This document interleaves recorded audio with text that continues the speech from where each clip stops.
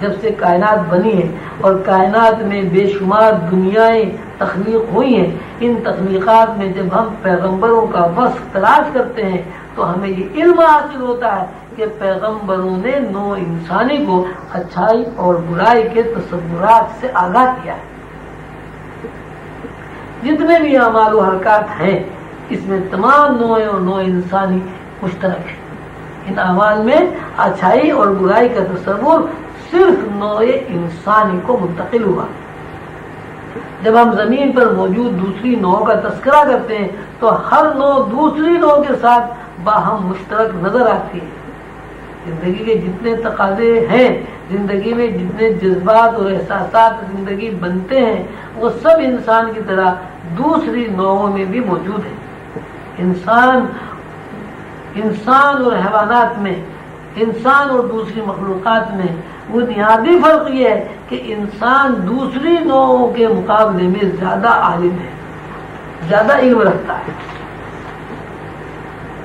اور انسان اس بات کا ادراک رکھتا ہے کہ یہ ساری زندگی انفارمیشن یا اطلاع کے علاوہ کچھ نہیں ہے۔ اطلاع بذات خود نہ بری ہے نہ اچھی ہے۔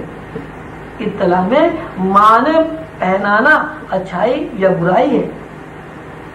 ایک آدمی محنت مزدوری کر کے غذائی ضروریات پوری کرتا ہے، دوسرا آدمی 420 سے اور چوری سے غذائی ضروریات پوری کرتا ہے۔ محنت مزدوری سے غذائی ضروریات کے لیے وقت لگانا پڑتا ہے، دماغی صلاحیتیں استعمال کرنا پڑتی ہیں۔ اسی طرح چوری کے لیے بھی کچھ نہ کچھ محنت کرنا پڑتی ہے۔ دونوں اعمال کا نتیجہ یہ ہے کہ وہ روٹی کھاتا ہے۔ دو روٹی کھانے کا مطلب یہ کہ اطلاع ملتی ہے کہ جسمانی ضروریات کو پورا کرنا اس طرح ممکن ہے کہ کچھ کھایا جائے۔ دونوں صورتوں میں وہ روٹی کھاتا ہے۔ اس روٹی سے خون بنتا ہے اور خون کی ترسیل سے اس کی زندگی میں روشنی ہوتی ہے اور زندگی کا چراغ ملتا ہے۔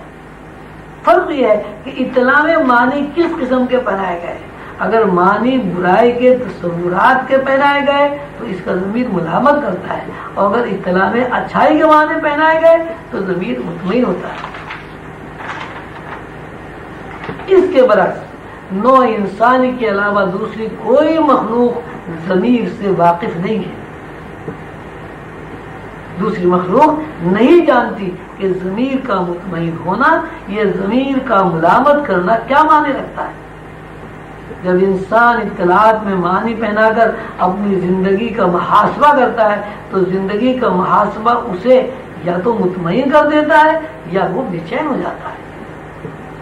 اطمینان قلب انسان کو یا آدمزاد کو روح سے قریب کر دیتا ہے، بے چینی آدمزاد کو روح سے دور کر دیتی ہے۔ اور یہ اطمینان، یہ بے چینی کی بنیاد یہ ہے کہ اللہ کے نظام کے تحت پیغمبروں نے اچھائی یا برائی سے نوع انسانی کو آگاہ کر دیا ہے۔ یہ انسان کا شرف ہے کہ اگر کوئی انسان اچھائی یا برائی کے تصور سے واقف نہ ہو یا اس کا ضمیر اسے ملامت نہ کرتا ہو یا مطمئن نہ ہو تو وہ کسی بھی طرح اشرف المخلوقات کہلانے کا مستحق نہیں۔ جب انسان اطمینان قلب کے لیے جد و جہد کرتا ہے، وہ اس کوشش کے نتیجے میں کسی نہ کسی مرحلے میں روح کو تلاش کر لیتا ہے۔ وہ دیکھتا ہے کہ میری زندگی کا دار و مدار اطلاع پر ہے اور اطلاع کا تعلق روح کے ساتھ وابستہ ہے۔ جب تک روح اطلاعات فراہم کرتی رہتی ہے زندگی رہتی ہے، اور جب روح اطلاعات کا سلسلہ منقطع کر دیتی ہے تو زندگی موت میں بدل جاتی ہے۔ روح کی قربت کے بعد اس کے ذہن میں پہلا سوال جو ابھرتا ہے وہ یہ ہے کہ روح کیا ہے۔ بالفاظ دیگر وہ یہ سمجھنا چاہتا ہے کہ میں کیا ہوں، میں کیا ہوں۔ اس کو ایسی سمت کی طرف لے جاتی ہے جس سمت کا تعین نہیں کیا جا سکتا، یعنی ایسی سمت جس کا تعین دائروں میں، مقامات یا حد بندیوں میں کیا جا سکتا ہے۔